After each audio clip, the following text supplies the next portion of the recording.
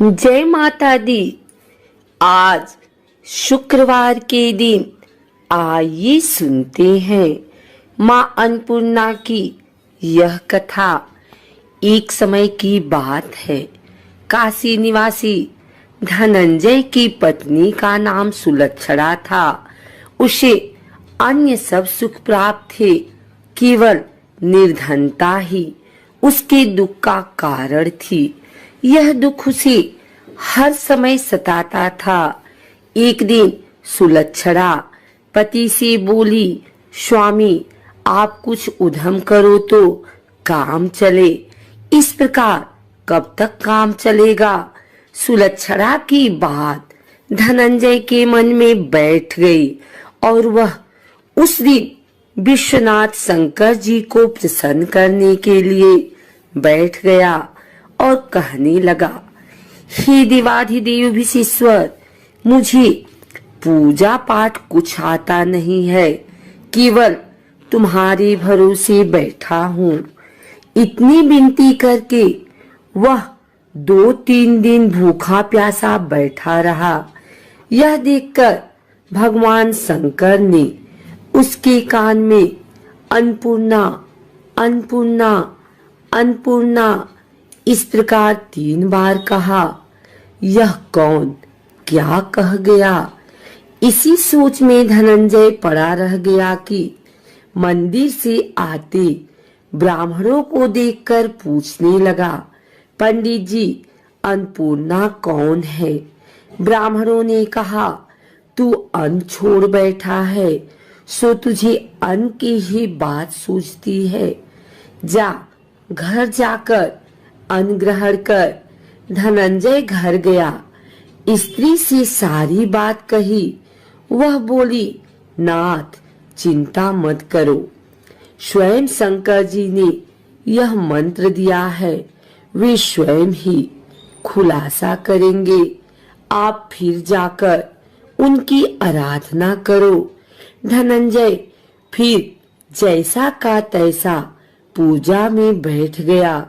रात्रि में शंकर जी ने आज्ञा दी, कहा तू पूर्व दिशा में चला जा। वह अन्नपूर्णा का नाम जपता जाता और रास्ते में फल खाता, झरनों का पानी पीता जाता। इस प्रकार कितने ही दिनों तक चलता गया। वहां उसे चांदी सी चमकती वन की शोभा देखने में आई। सुंदर सरोवर देखने में या उसके किनारे कितनी ही अप्सराएं झुंड बनाए बैठी थी। एक कथा कहती थी और सब माँ अन्नपूर्णा इस प्रकार बार बार कहती थी। यह अगहन मास की उजेली रात्रि थी और आज से ही व्रत का आरंभ था। जिस शब्द की खोज करने वह निकला था, वह उसे वहां सुनने को मिला। धनंजय ने उनके पास जाकर पूछा, हे देवियों, आप यह क्या कर रही हो? उन सब ने कहा, हम सब माँ अन्नपूर्णा का व्रत करती हैं। व्रत करने से की गई पूजा क्या होता है, यह किसी ने किया भी है? इसे कब किया जाए? कैसा व्रत है और इसकी विधि क्या है? मुझसे भी कहो। वे कहने लगी, इस व्रत को सब कोई कर सकते हैं। 21 दिन तक के लिए 21 गांठ का सूत लेना चाहिए। 21 दिन यदि न बने तो 1 दिन उपवास करें। यह भी न बने तो केवल कथा सुनकर प्रसाद लें। निराहार रहकर कथा कहें। कथा सुनने वाला कोई न मिले तो पीपल के पत्तों को रख, सुपारी या घृत कुमारी वृक्ष को सामने कर, दीपक को साक्षी कर, सूर्य, गाय, तुलसी या महादेव को बिना कथा सुनाए मुख में दाना न डालें। यदि भूल से कुछ पड़ जाए तो 1 दिवस फिर उपवास करें। व्रत के दिन क्रोध न करें और झूठ न बोले। धनंजय बोला, इस व्रत के करने से क्या होगा? वे कहने लगी, इसके करने से अंधों को नेत्र मिले, लूलों को हाथ मिले, निर्धन के घर धन आए, बाझी को संतान मिले, मूर्ख को विद्या आए। जो जिस कामना से व्रत करे माँ उसकी इच्छा पूरी करती है।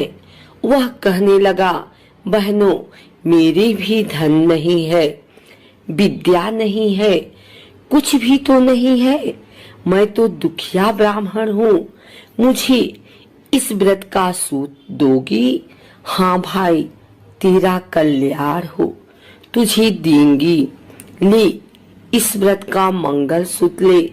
धनंजय ने व्रत किया, व्रत पूरा हुआ। तभी सरोवर में से 21 खंड की सुवर्ण सीढ़ी हीरा मोती जड़ी हुई प्रकट हुई। धनंजय जय अन्नपूर्णा अन्नपूर्णा कहता जाता था। इस प्रकार कितनी ही सीढ़ियां उतर गया तो क्या देखता है कि करोड़ों सूर्य से प्रकाशमान अन्नपूर्णा का मंदिर है। उनके सामने सुवर्ण सिंहासन पर माता अन्नपूर्णा विराजमान है। सामने भिक्षा हेतु शंकर भगवान खड़े हैं। दिवंगनाएं चवर डुलाती हैं, कितनी ही हथियार बांधे पहरा देती हैं। धनंजय दौड़कर जगदम्बा के चरणों में गिर गया। देवी उसके मन का क्लेश जान गई।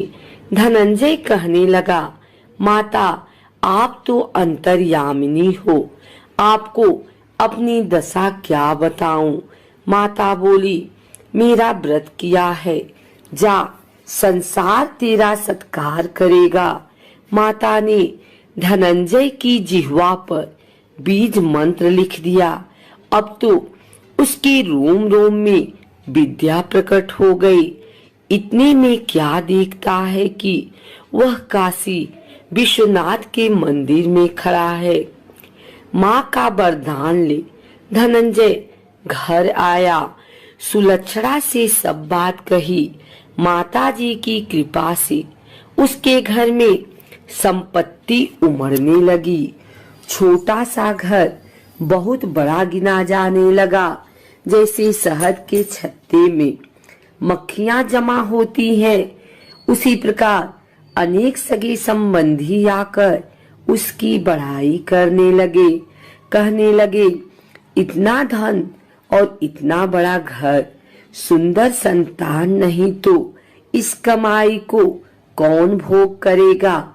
सुलक्षणा से संतान नहीं है, इसलिए तुम दूसरा विवाह करो। अनिच्छा होते हुए भी धनंजय को दूसरा विवाह करना पड़ा और सती सुलक्षणा को सौत का दुख उठाना पड़ा। इस प्रकार दिन बीतते गए। फिर अगहन मास आया। नई बंधन से बंधे पति से सुलक्षणा ने कहलाया कि हम व्रत के प्रभाव से सुखी हुए हैं, इस कारण यह व्रत छोड़ना नहीं चाहिए। यह माता जी का प्रताप है जो हम इतने संपन्न और सुखी हैं। सुलक्षणा की बात सुन धनंजय उसके यहाँ आया और व्रत में बैठ गया। नई बहू को इस व्रत की खबर नहीं थी। वह धनंजय के आने की राह देख रही थी। दिन बीतते गए और व्रत पूर्ण होने में 3 दिवस बाकी थे कि नई बहू को खबर पड़ी। उसके मन में ईर्ष्या की ज्वाला दहक रही थी। सुलक्षणा के घर आ पहुंची और उसने वहां भगदड़ मचा दी। वह धनंजय को अपने साथ ले गई। घर में धनंजय को थोड़ी देर के लिए निद्रा आ गई। इसी समय नई बहू ने उसका व्रत का सूत तोड़कर आग में फेंक दिया। अब तो माता जी का कोप जाग गया। घर में अकस्मात आग लग गई। सब कुछ जलकर खाक हो गया। सुलक्षणा जान गई और पति को फिर अपने घर ले आई। नई बहू रूठकर पिता के घर जा बैठी। पति को परमेश्वर मानने वाली सुलक्षणा बोली, नाथ घबराना नहीं, माताजी की कृपा अलौकिक है। पुत्र कुपुत्र हो जाता है पर माता कुमाता नहीं होती। अब आप श्रद्धा और भक्ति से आराधना शुरू करो, वे जरूर हमारा कल्याण करेंगी। धनंजय फिर माता के पीछे पड़ गया। फिर वही सरोवर सीढ़ी प्रकट हुई, उसमें माँ अन्नपूर्णा कहकर वह उतर गया। वहां माताजी के चरणों में रुदन करने लगा।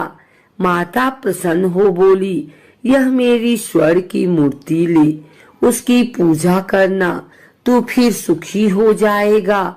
जा, तुझे मेरा आशीर्वाद है। तेरी स्त्री सुलक्षणा ने श्रद्धा से मेरा व्रत किया है, उसे मैंने पुत्र दिया है। धनंजय ने आंखें खोली तो खुद को काशी विश्वनाथ के मंदिर में खड़ा पाया। वहां से फिर उसी प्रकार घर को आया।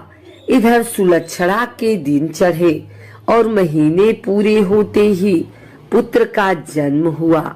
गांव में आश्चर्य की लहर दौड़ गई, मानता आने लगा।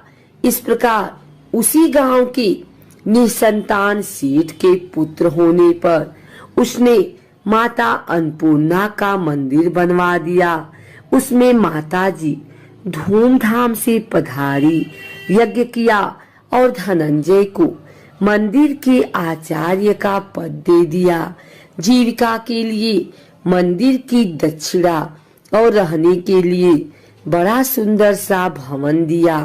धनंजय स्त्री पुत्र सहित वहां रहने लगा। माताजी की चढ़ावे में भरपूर आमदनी होने लगी। उधर नई बहू के पिता के घर डाका पड़ा, सब लूट गया। वे भीख मांगकर पेट भरने लगे। सुलक्षणा ने यह सुना तो उन्हें बुला भेजा, अलग घर में रख लिया और उनके अन्न वस्त्र का प्रबंध किया। धनंजय, सुलक्षणा और उसका पुत्र माताजी की कृपा से आनंद से रहने लगे। माताजी ने जैसे इनके भंडार भरे वैसे सबके भंडार भरे।